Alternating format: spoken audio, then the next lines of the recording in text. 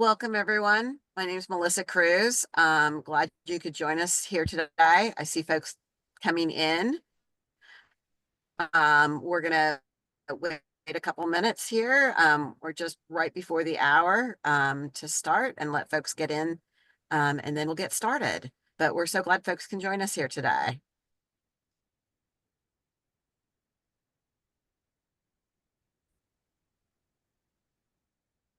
See folks rapidly coming in, so great to see everybody. This should be a wonderful webinar. We've got some really good information.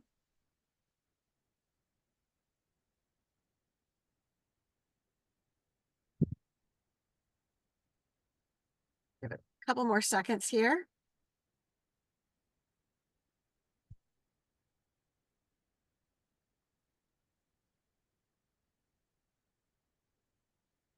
There's still people coming in, so we're going to just give it a couple more seconds.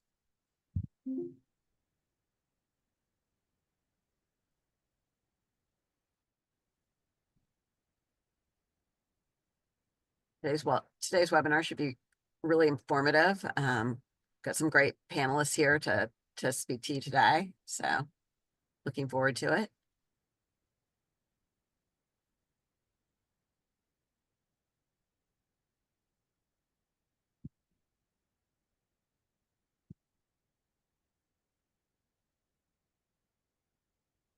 All right, well, it's just a minute after noon, so we're going to go ahead and get started. Thank you for joining us today.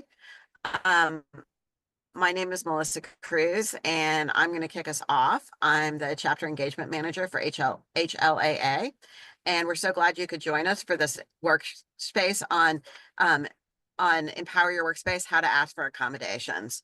I'm going to start off by giving you some tech tips. Next slide. Okay, to see the captions on this webinar, you need to click on the CC icon and click Show Subtitles. Next slide.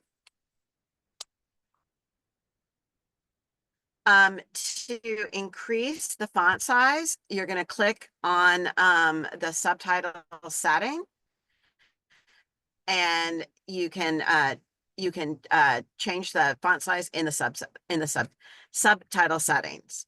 Next slide.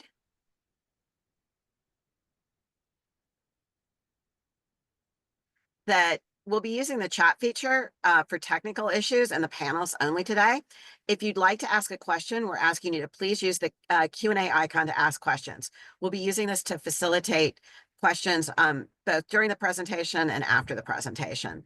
And we may be able to answer some of them as the presentation is going on. Next slide.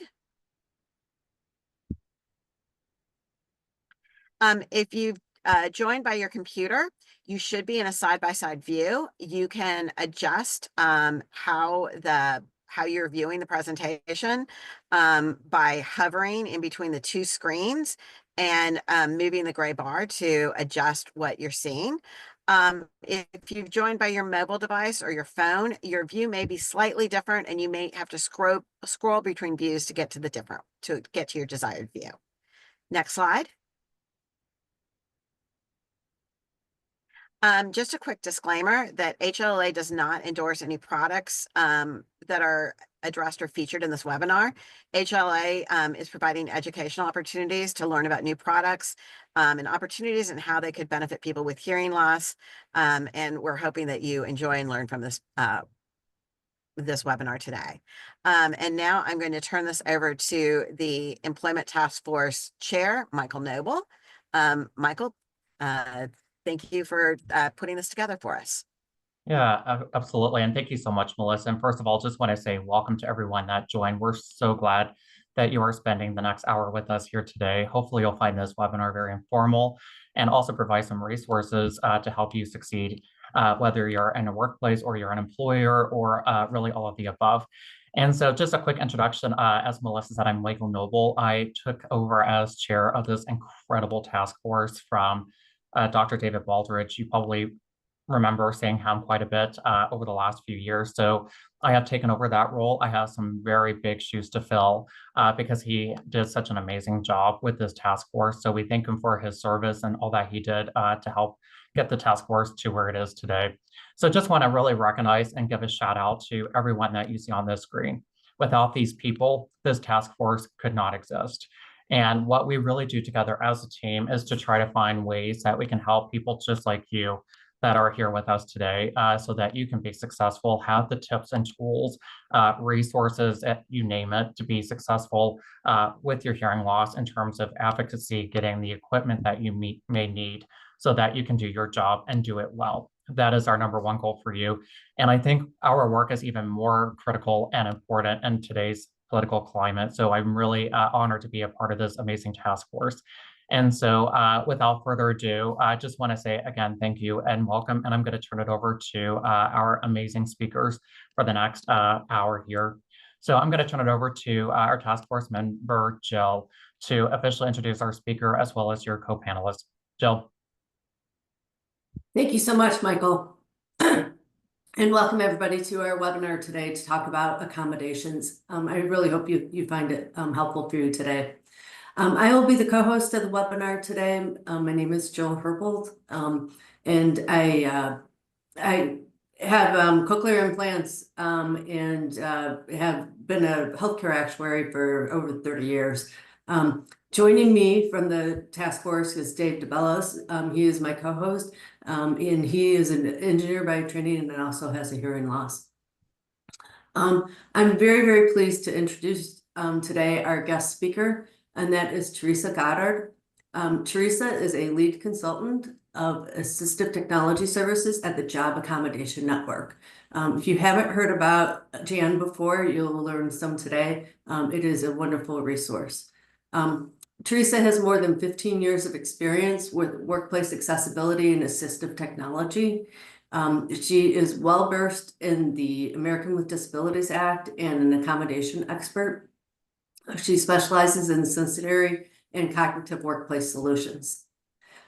Teresa regularly presents on disability and inclusion and accessibility and has joined us today to provide an introduction to Jan, Jan's services, and share her knowledge about accommodations with us. Next slide, please.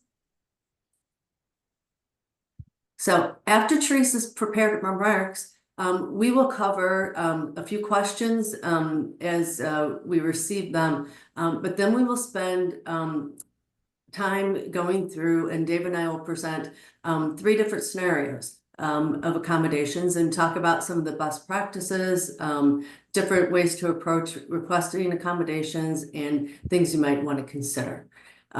As you are doing this, as was mentioned earlier, please use the Q&A icon to ask questions of the panelists. But if you have technical difficulties, you're welcome to use the chat feature. That is being monitored separately, and we'll handle your technical issues there. So, we will make sure that we leave about 10 to 15 minutes at the end of all of our prepared remarks to go over the questions and answers that we see coming through, as well as the questions that were submitted in advance of the during the registration for this webinar. So without further ado, let me turn it over to Teresa.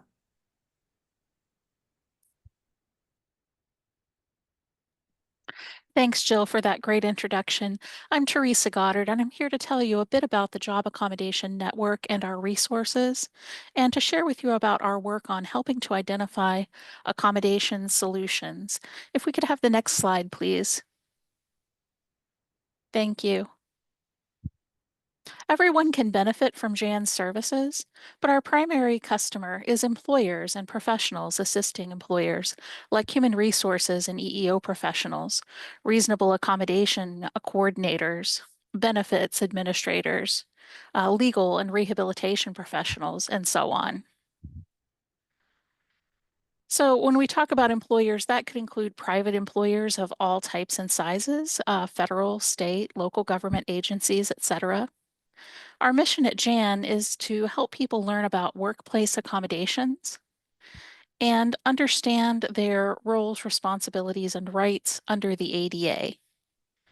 We provide practical ways to engage in the accommodation process and workplace accommodation resources, including referrals, information on equipment and assistive technology, and services. Now, our service does not include providing legal advice or legal advocacy, and we don't have the authority to enforce the law. Now, I'd really quickly like to look at the askjan.org page for employers on our homepage. If we could have the next slide, please. Thank you. I mentioned the askjan.org page for employers earlier. This is a good starting place for employers who are seeking accommodation process resources and information. It includes links to information regarding various employer-focused and accommodation topics.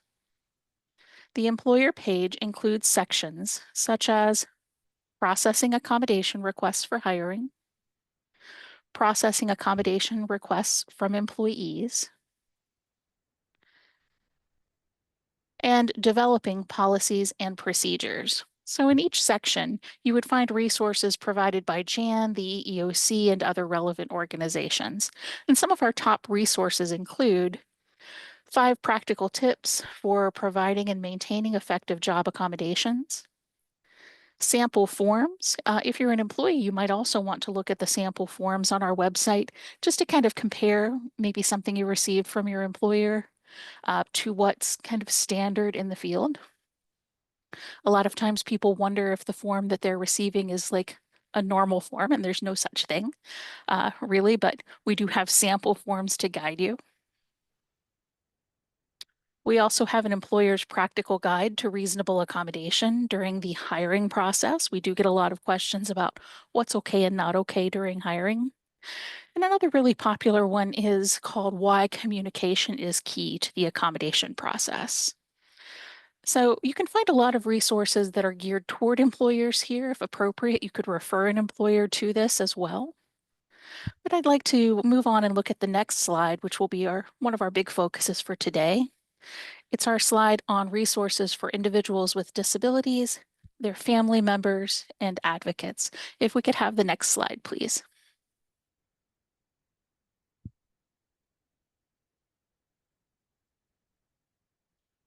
So to assist individuals with disabilities, and also employee representatives like union reps, service providers, rehabilitation or medical professionals, even educational professionals, friends and family members, even advocates, JAN does provide some practical information that could be of help to you.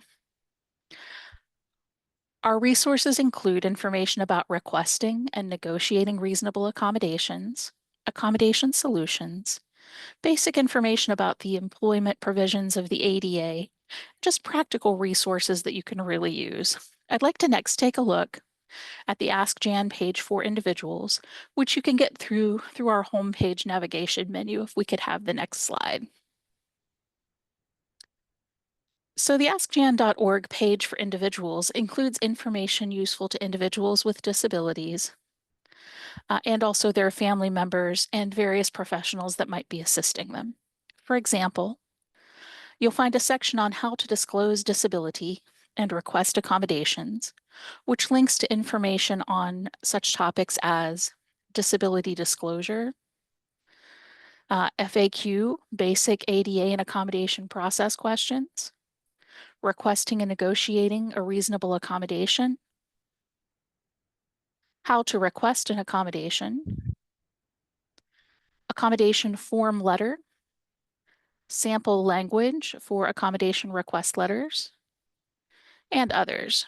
I'd say one of the most popular resources on this page is probably the one on how to write an accommodation request letter. It doesn't tell you exactly what to write, but it does have a nice outline that you can use to design your own letter. Another popular resource that I send out on a daily basis is the practical guidance for medical professionals, providing sufficient medical documentation in support of a patient's accommodation request. Now, of course, there are some scenarios where technically, as a person with a disability, you might not have to share too much medical documentation. This usually happens when the disability and the need for accommodation are both obvious. However, sometimes for a person who is hard of hearing, particularly, they might be considered a person with a hidden disability or a disability that's not totally obvious. Perhaps we might say non-apparent. And what this means is if the employer can't tell in an obvious way that you have a disability, you might need to disclose that information to them in order to get what you need at work. Additionally, if it's not completely obvious what you need, you might need to provide some medical documentation, perhaps from your primary care provider, maybe an audiologist, maybe an ENT, even a vocational rehabilitation counselor, to substantiate your request, to make it very clear to your employer why it's needed. This document can be very helpful to a medical professional who's trying to help you out with that. It includes just a brief amount of information, just 4 pages of background about the ADA and why this type of letter may be needed. And there's a sample letter at the back. So if you have the time, I do suggest looking at that. Okay. If we could have the next slide, please, I'd like to show you an additional resource on the JAN webpage. This is JAN's A to Z of disabilities and accommodations page. This is just a screenshot.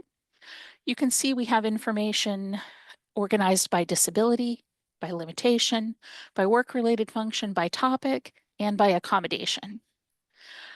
Now, I'll tell you, a lot of people will look at this list of disabilities and say, my disability isn't on here. This isn't an inclusive list. This is just a list of things that we frequently get a lot of questions on. There's no list of conditions that are always covered. Employers are supposed to use the definition of disability to figure out if someone is covered or not. Now, the way it works for people who are deaf or hard of hearing, you need to have an impairment, and that's like your diagnosis. So if you have hearing related issues related to, say, presbycusis or age-related hearing loss, presbycusis would be your impairment. And if you're substantially limited in a major life activity due to that impairment, then you can be covered under the ADA. That's the most common way to be covered. Now, there are other ways to be covered too. You can have a history of an impairment. And there's another way of being covered called regarded as that isn't really related to what we're talking about today.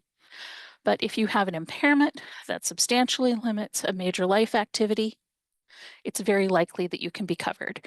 And hearing is on the EEOC's list of major life activities.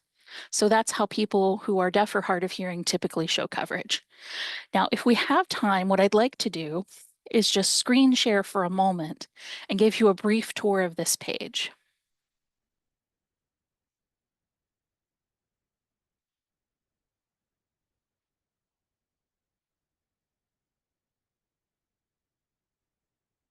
Okay, let me just find my share button.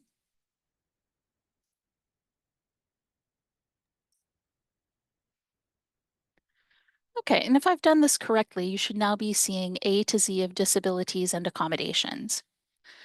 If you're not, someone please speak up. You're good. So here, great. So if you scroll down, you'll be able to see a wider view of what I've been talking about. Under by disability, we have various medical conditions, impairments, if you will, listed alphabetically in columns, starting with Addison's disease and going all the way down to vertigo. So here you'll find various conditions. And we have hearing listed under hearing impairment. The reason we do use the word impairment is because that's the language used by the EEOC. I know if I had control over this page, I would probably say deaf and hard of hearing rather than putting it quite that way. We do have a separate listing for deafness, however, so if you're looking for something specific to deafness, we have that here.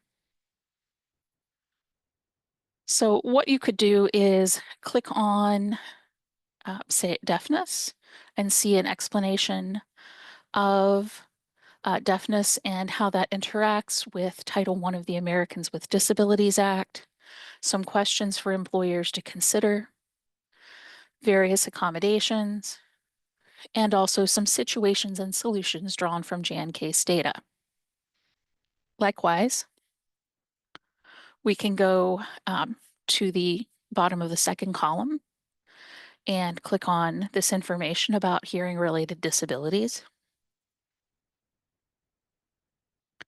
and see some basic information, accommodation ideas, situations and solutions similar to what I'm going to be going over later today, and also some articles that are related to hearing in the workplace, just in case you need to provide your employer with some additional information. Okay, so thank you so much for looking at that with me. At this time, I'd like to go back to showing slides, so I'm going to stop sharing.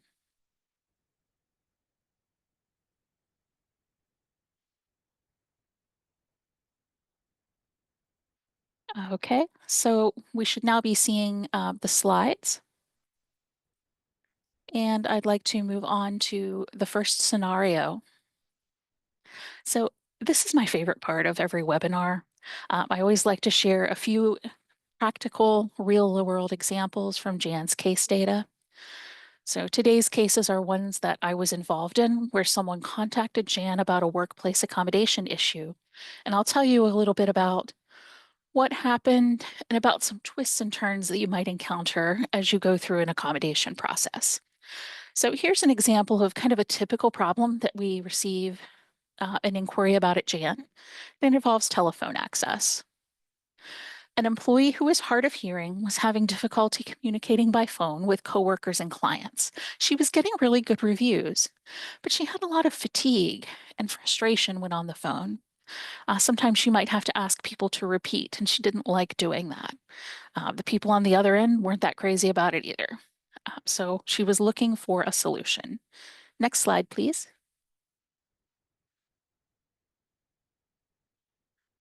So after looking at various options, the employer selected one that's actually pretty commonplace.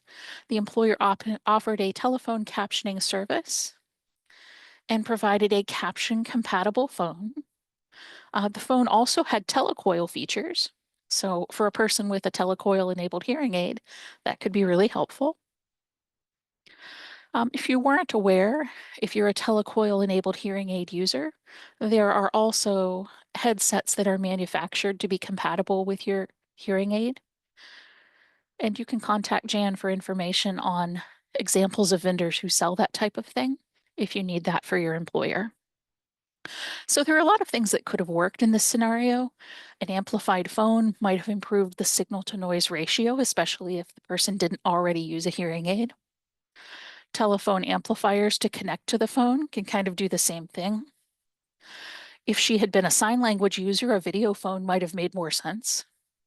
And also her job could have been restructured to reduce phone use if phone use wasn't an essential function of the job. So there are different ways to solve a situation. This is what was chosen. Next slide. But what if there's a twist? In this case, there was. The employee found it really cumbersome to monitor an additional screen for captions. Actually, she was already monitoring a chat client that the employer received inquiries on. So monitoring two screens at once was cumbersome. And to make matters even more complicated, there was an upgrade to the employer's phone system. They were switching over to VoIP technology. So the captioning support, they just really weren't sure how they were going to continue providing that in a VoIP environment. So the employee scheduled an appointment with an audiologist, and they decided to get themselves some hearing aids. And they were fitted with really nice high-end hearing aids, Bluetooth technology, another type of wireless technology, a little more modern than telecoil also. So they were really nice top-of-the-line hearing aids. Let's see what happened next. Could we have slide 20, please? So the employee, after getting fitted with the hearing aids, also worked with her audiologist, the hearing aid company, and an AT service provider to find a device that would let her connect to the new phone system. It turned out that the simplest solution would be for the employer to provide a Bluetooth-enabled phone and also to purchase a streaming device that would allow her hearing aids to connect really efficiently to the Bluetooth-enabled phone. Now, if you run into a situation like this, most of the hearing aid vendors have a Bluetooth hotline that you can contact if you want to figure out how to connect your hearing aids to a phone in the best possible way. There's more than one way to do it. In this case, they also considered an older method that didn't involve a Bluetooth-enabled phone, but had some adapters to kind of make the existing phone work with Bluetooth. But ultimately, the employer decided that it was going to be easier and in the long run more efficient just to switch to a Bluetooth-enabled phone. And I think going forward, that's often going to be the case. There was also an added benefit. In this case, the remote mic or the device that they chose for streaming to the phone actually also served as a remote mic, and she could use it at in-person meetings throughout the facility. So that's an example of where someone really worked with their hearing provider, with an assistive tech provider, and with their employer. There was a lot of communication involved to find the best solution. I'd say communication is absolutely key for any accommodation scenario, and you need to be prepared that there could be bends in the road that you weren't expecting, if you will. Next slide, please. Let's talk about another solution. This one also involving hearing aids. A new hire with Bluetooth-enabled hearing aids needed to work in a secure facility, but wireless devices were prohibited within the facility. The employer determined that the device recommended by the audiologist, so this is a different person, for use in meetings, face-to-face conversations, and for telephone access could not be permitted due to their policy against wireless devices. Now, the first thing I always think in these type of scenarios is, can the policy be modified? In other words, the policy stays the same for everyone else. You can still prohibit wireless devices, but we modify how it applies to this specific employee so that they can have their disability-related piece of equipment. Let's see what happened. Next slide, please. Unfortunately, and this does happen more often than I would like, the employer was unable to modify their policy to allow the devices. So the employee said, hey, I'm willing to work from home and then I can just, use my device at home. It won't be in your building. And the employer said, nope, that won't work.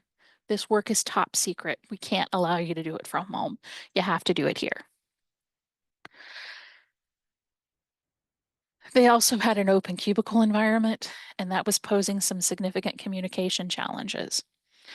So the employer contacted us kind of after getting to this point to say, what else could we possibly do? We're looking for solutions here.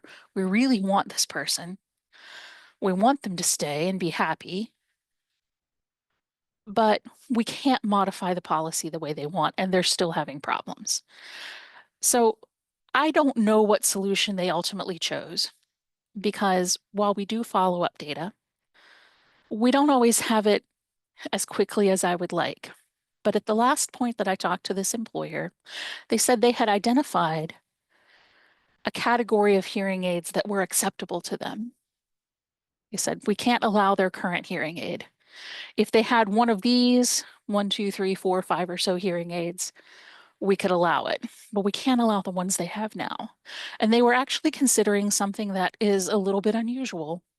They were considering whether they could make a purchase and get this person new hearing aids that met their security requirements. That's very unusual. Some other ways they could have potentially gone, they could have worked on that open cubicle environment and tried to get them a private office. They could have done some more research into the level of encryption on the Bluetooth. There are a lot of things that they could have considered. We don't know exactly how this turned out, but I was really encouraged by this employer because they were so willing to look outside the box for solutions. I really feel like this employee is going to be okay. If we could have the next slide. So to kind of follow up on that, thanks to some advances in encryption technology, we do have some employers that are taking another look at their wireless policies.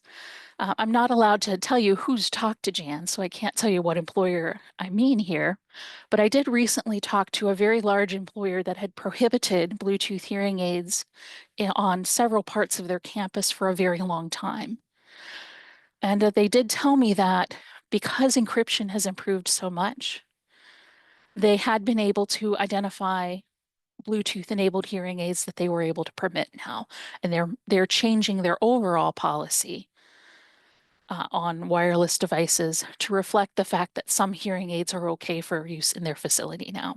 So that was a huge change, something I've been hoping for a long time. Some other approaches that we've seen employers try include the following: making decisions about hearing aids on a case-by-case basis, depending on the brand and the model and the encryption used, if any. You know, most of them are going to have some encryption now. Preparing an approved list of hearing aid brands, models, and accessories like we saw in the last example. Purchasing hearing aids for use at work. So this is something that's permitted but rarely required, but we're seeing more openness to it. And also using alternate supports like community-based captioners and ASL interpreters who would have an appropriate security clearance or just an appropriate level of trust for that particular employer. That's an old school approach that we used to see a lot back in 2008 when I first started. We see it less now, but it's still a possibility in some settings. So that wraps up my discussion of scenarios. I do have just a couple of quick slides to share with you, if we could see the next one. If you're interested in contacting Jan, either just to see our resources or for a free confidential consultation, anybody can have one. You can reach us on a variety of social media, Facebook, LinkedIn, X, YouTube. We got some videos that you might want to look at. Next slide. And also you can reach us at askjan.org. We have a live chat through our website. You can email us with questions or call us at 1-800-526-7234. Again, it's a free service. It's confidential. We're funded by the U.S. Department of Labor Office of Disability Employment Policy to bring this service to the public. And we really hope that you'll reach out if you have any questions at all. Next slide. I know I talked a lot, so I don't know how much question time we have, but I'm happy to take some of this time. Yeah, thank you so much, Teresa, and well said and well done. We thank you again so much for joining us. So I'm going to turn it over to Jill and Dave because we do have about maybe 5 minutes that we can just take some questions, but we'll have more time at the very end for additional questions. So Dave, what questions do we have from the audience that we can take? Yeah, thanks, Michael. So yeah, we got a few questions. One of them is, can you talk a little bit, Teresa, more about an employer's obligation to purchase or reimburse hearing aids? Thanks, David. That's a great question, and it's one that comes up a lot. So much, in fact, that I have a prepared email on it if anybody's interested. So the purchase of hearing aids is almost never required as an accommodation under ADA Title I or Rehab Act 501. And here's why. Anything that you need both on the job and off the job, like when you're out in the community, for instance, when you're shopping at the doctor's office, doing everything that you do in your day-to-day life, that's usually considered a personal use item.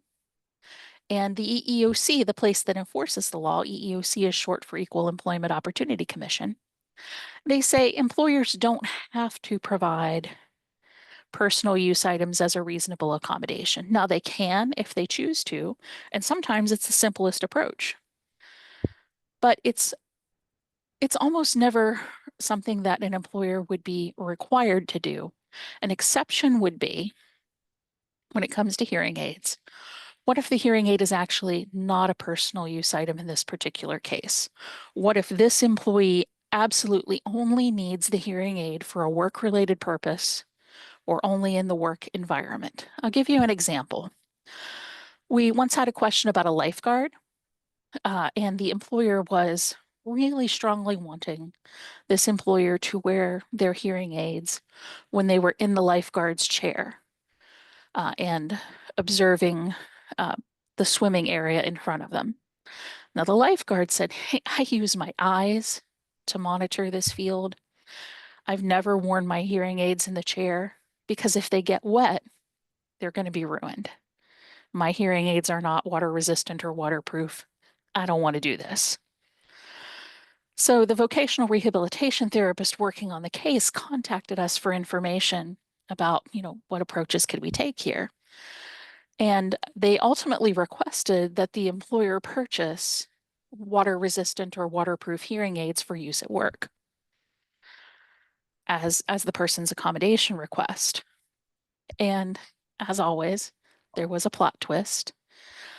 If I recall correctly, in that case, the employer kind of opened up a little bit to discussing the possibility of them not using their hearing aids specifically in the tower and looking at other solutions, like using their visual abilities as they always had, and maybe looking at some other type of alerting equipment or some other types of amplifiers that were not quite hearing aids, but could still be helpful to the individual. So by making that request, which is an unusual request, that helped the employer to open up and re-engage in the process so that they could find a solution that was going to work better for both sides.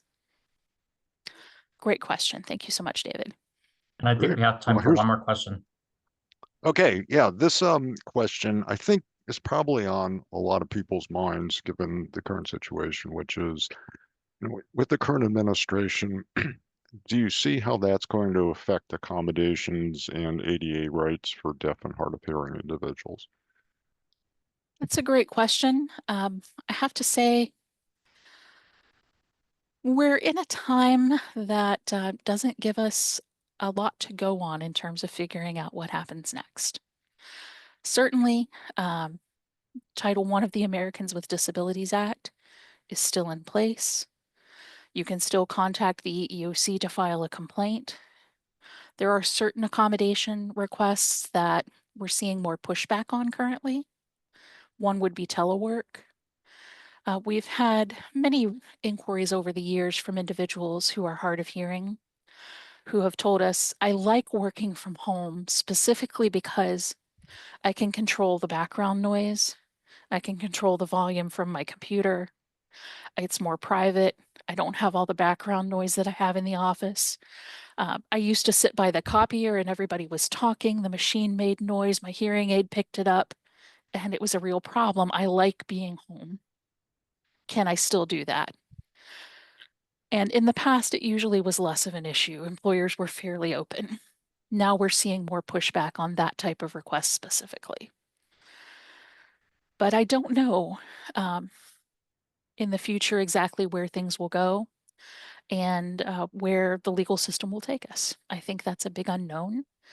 But Jan's going to stay around as long as we are able and be there for you as things happen. So I hope you'll get in touch if any of you out there are concerned about your accommodation request. Just please get in touch. We'd be happy to speak with you. I personally would be happy to speak with anyone who's on today at any time. And you can reach me through that phone number. We do have a few more questions, but not time enough to address them here. But Teresa, you can answer these via email later. Is that correct? Yes, I'd be happy to. Great. Yep. And to that point, HLA will post the responses along with the recording. So that will be available on the HLA website, so you can get those additional resources. So just want to say thank you so much, Teresa, for the great insights, great guidance, and great tips. And really appreciate your last soundbite about being there to support, especially in these fairly uncertain times for a lot of people. So just want to say thank you again. So, yep, well, with that, we'll go ahead and move right into our fun part as well, continuing the scenarios that Teresa did. So I'm going to bring back up Jill and Dave, and they're going to walk you through 3 scenarios. Yeah, could you go to the next slide, Michael? Okay, yeah, we have a few scenarios here that we'd like to outline, and Jill and I will basically do some role playing to say how you might go about addressing these situations. So here's the first situation. So we have Maria, who's a marketing analyst with hearing loss, and she really finds it difficult to follow discussions in virtual meetings because there is no captioning. And so she wants to request real-time captionings, but is unsure how to approach her manager, who has never dealt with this accommodation request before. So Jill, I guess you're Maria. Yeah, so, excuse me, one of the most common challenges that employees face with hearing loss is following discussions in virtual meetings. Especially difficult when multiple people are speaking at once, if there's poor audio quality, or if there's a lot of background noise. Many employers may not be aware that there are low cost or even free options available. Many platforms such as Zoom and Teams have AI generated captions, and while they may not be perfect, they may work in some scenarios. I use them very frequently and find them to be extremely helpful. So if you haven't tried the auto-generated captions, I encourage you to do so, because even though they're not perfect, it's often better than nothing, and it certainly can help for those on-the-fly conversations that happen. However, those captions that happen, the auto-generated captions, are not perfect by any means, and a CART provider can be brought in sometimes to provide live, highly accurate captions during scheduled meetings. CART can be particularly helpful when there are extra challenges, such as people with different accents or technical or medical terminology that's just not in the common language. When you go to request the accommodation, it's important here for Maria to be really specific about what's challenging her.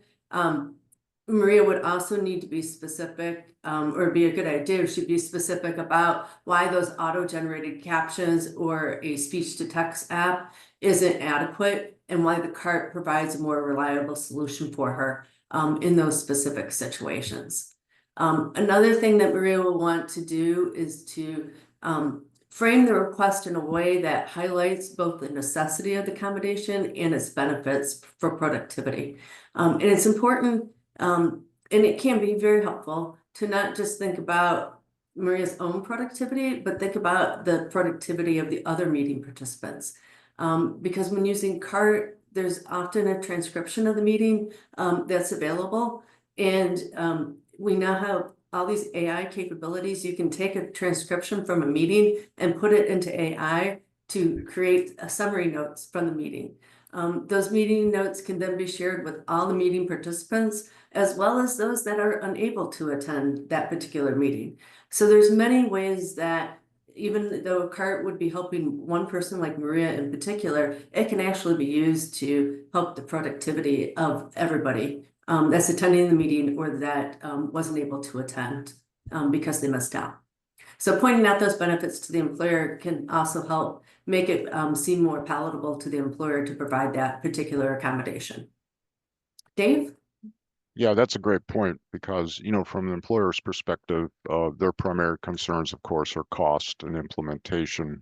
And so by offering a potential solution that provides benefits for other people, because I think a lot of times, those of us that are deaf and hard of hearing, we serve as sort of canaries in the coal mine for just an untenable work situation. So we may be having problems, but other people, maybe normal hearing people, may be having problems as well. So this investment can pay dividends in that regard. And I think in order to improve the odds that you can get the accommodations you need, by coming along with a request, but also potential solutions, particularly if management or HR really hasn't done this before, can really help out quite a bit. kind of overcoming that unfamiliarity aspect with your situation is almost always a good thing. Let's go on to the next scenario. Okay, this is a scenario where there's a software developer, Mark, who has hearing loss, and they have an open office layout. And this is one I can personally kind of resonate with because, yeah, I've been in open office environments before, and it's not great. It really makes hearing difficult, you know, to follow discussions, to hear colleagues, to talk on the phone. He wants to request either a quieter workspace or some kind of sound masking device, but really worries that his employer will dismiss the request due to concerns about fairness. So, Jill, how would you go about this one?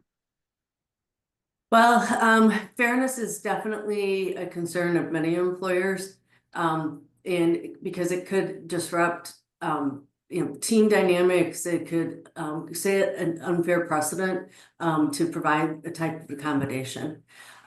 So it's really important that when Mark is requesting accommodations here, that he is specific about the challenges that he is facing and how it impacts his productivity. And by getting specific, in this situation, he might say that the background noise makes it difficult for me to hear and process conversations, which impacts my ability to collaborate effectively. It makes it so much clearer to get specific rather than simply stating it's too noisy. So make sure that there's always a good, clear definition of what the issue is, so that it can be addressed. And then proposing solutions is a good way to show that you're participating and it helps it make it more actionable.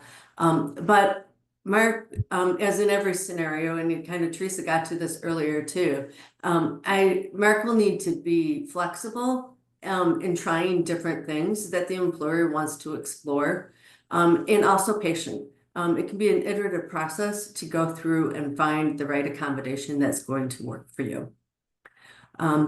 But that's it, so be patient, it takes time, but be a willing participant throughout it, and more than likely you will end up with a good accommodation there. Another tip that I wanted to mention is for Mark, and for really any scenario that you're requesting accommodation, is that after you meet with your manager or HR to have conversations about accommodations, follow up each meeting with an email discussing what or covering what was discussed and noting what the next steps are, and preferably with including an agreed upon timeline. That can help the process continue to move along if there's something in writing. Yeah, the fairness concern is real. You know, from employer standpoint, their automatic first reaction is, well, if we do this for one person, don't we have to do it for all? Especially if the accommodation is viewed by the general population as a perk. I think it's important to, tell the employer that, the ADA doesn't really require you to make this a general policy, that this is an accommodation for a person with the need for that accommodation. And they can also be reminded of the fact, as we said in the first scenario, that a lot of times these accommodations provide benefits for other people as well as just the person seeking the accommodation. Okay. If I could build just briefly on what you said, Sure. Jill, and David, at the JAN website, you can find in the employee section a resource that could be helpful with those follow-up emails you mentioned, Jill. We have a sample of an accommodation inquiry letter that can be used to follow up on a request when it seems like progress may be stalled or things haven't been implemented along the timelines that were hoped for. So that may be a good place to look if you want some ideas for that type of a follow-up email. And I absolutely agree, David. Accommodations have benefits far beyond the employee who's seeking an accommodation. It can be great for the whole team. And that's why some employers who may even be too small to fall under the ADA often still choose to provide accommodation. it's helpful for the flow of the entire work environment if everybody has what they need to be successful. Very true. All right. The last scenario we'd like to talk about is one dealing with cost.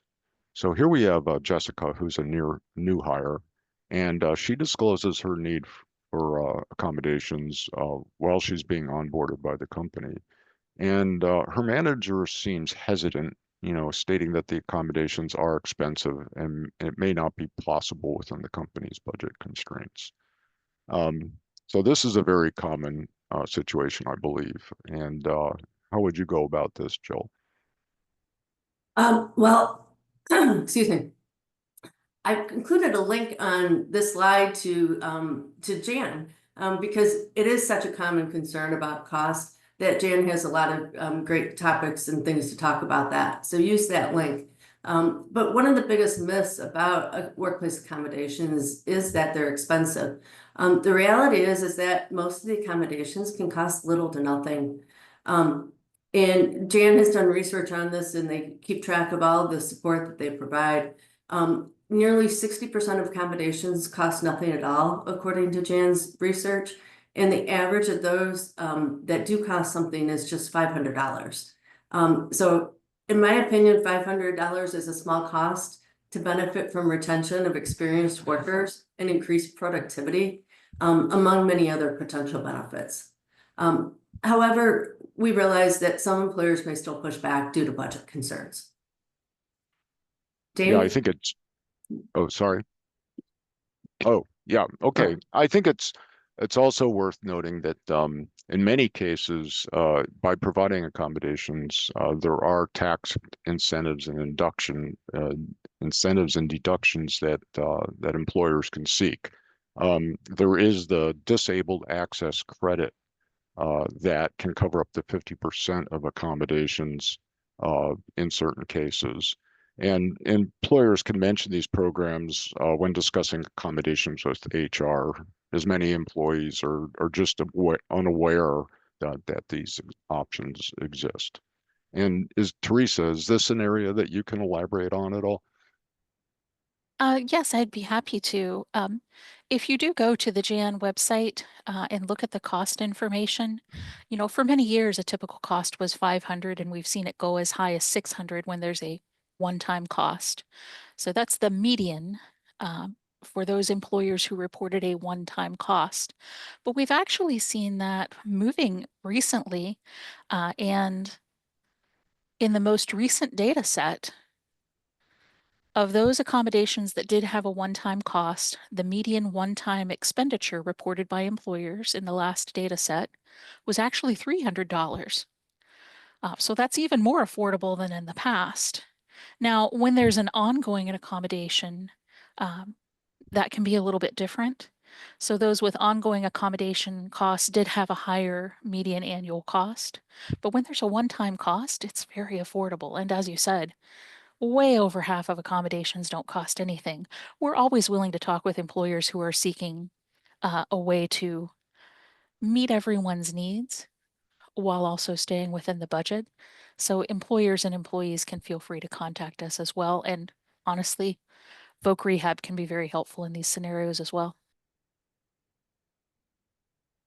Fantastic. Thank you. Michael, we're at the Q&A section. Yes. So we have about 8 minutes left here, and we'll carve out the last 2 minutes just to wrap up. So that gives us about 5 minutes. So I'm going to try to crank through as much as we can, but just a reminder, we will answer any remaining questions after the webinar. Teresa will help respond, and we'll post that to the HLAA website along with the recording. So I'm going to ask this first question and just ask the panelists to be as brief as possible so we can get through as much as possible. The first one, maybe you, Jill, could take this one, and then Teresa, if you want to add anything, feel free to do so. The question is, how many accommodations can an employee ask for? Could one ask for something like for a meeting and then something to use on the telephone? So is there a limit is a question. There's absolutely no limit to the number of accommodations that an employee can request. I encourage you to request every accommodation that might be useful for you. If you can state what the problem is and be specific about it and look for solutions, yeah, there's no reason not to get multiple solutions if they're needed. And sometimes, like Teresa mentioned a sample earlier where one particular solution actually resolved and addressed multiple situations.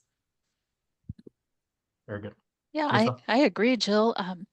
I think people should certainly ask for accommodations when they realize one is needed.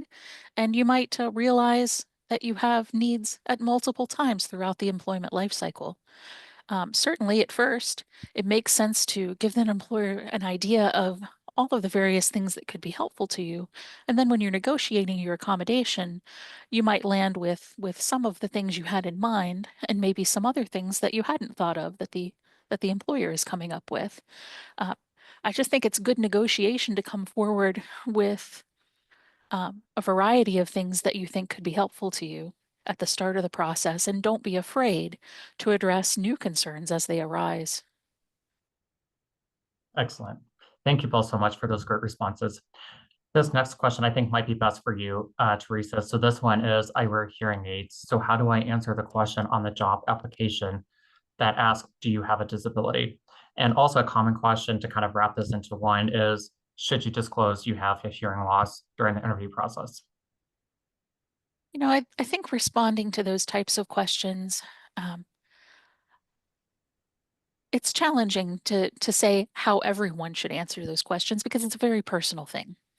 Some people choose to be very, very open about their disability and about the various techniques and strategies and equipment that they use to help them. Others don't want to muddy the waters early on. When we're thinking about answering a question like, do you have a disability?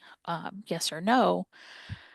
It's important to think about why that question is being asked and also whether the question should be asked in that way.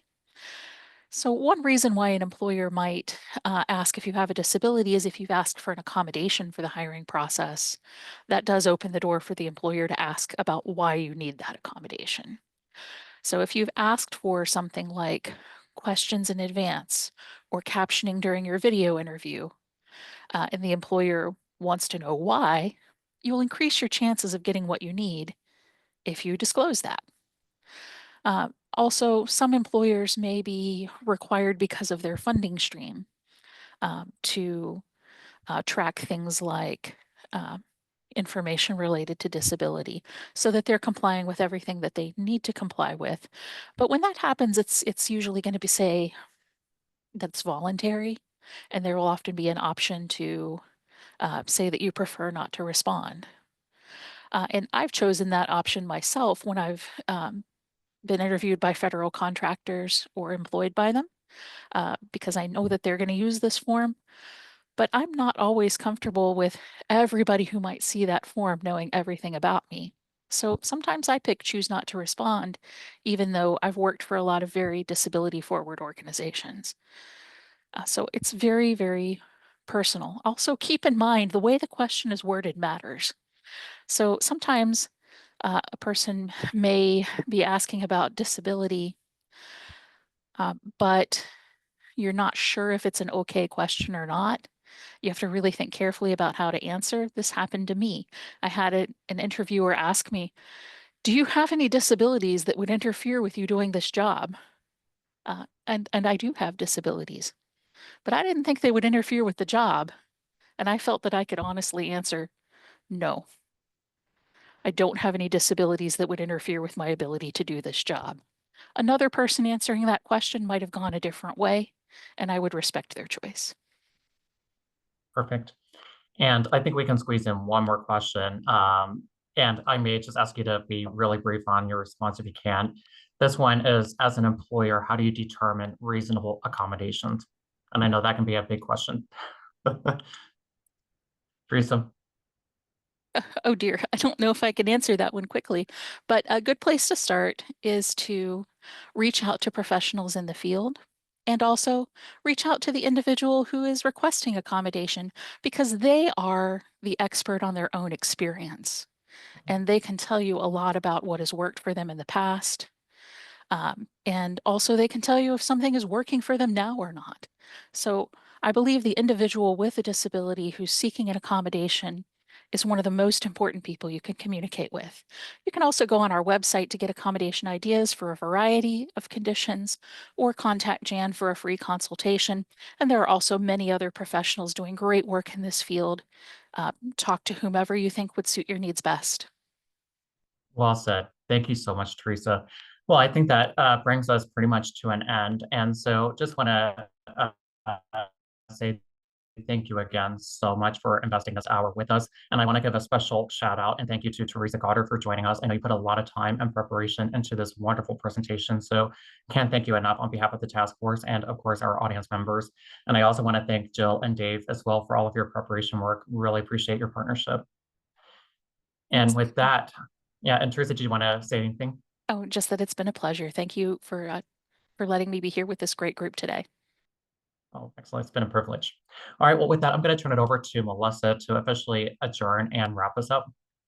Thank you, Michael. I just again want to thank all the panelists. I want to thank our wonderful live captioner, Joe Gale, and thank you all for being here as the audience. Hope we've provided you with some really good information. The questions, if we didn't get to your question today, Teresa has offered to take a look at those and put together answers. Those will be available on our website along with the webinar and the slides. So we look forward to having you visit and see that. Please join us for future webinars. And also there will be our team from the Employment Task Force will be presenting at the convention in Indianapolis this summer. So please feel free to join us there. More information about that can be found on our website. And again, thank you so much for being here. So have a good day. Bye. Thank you.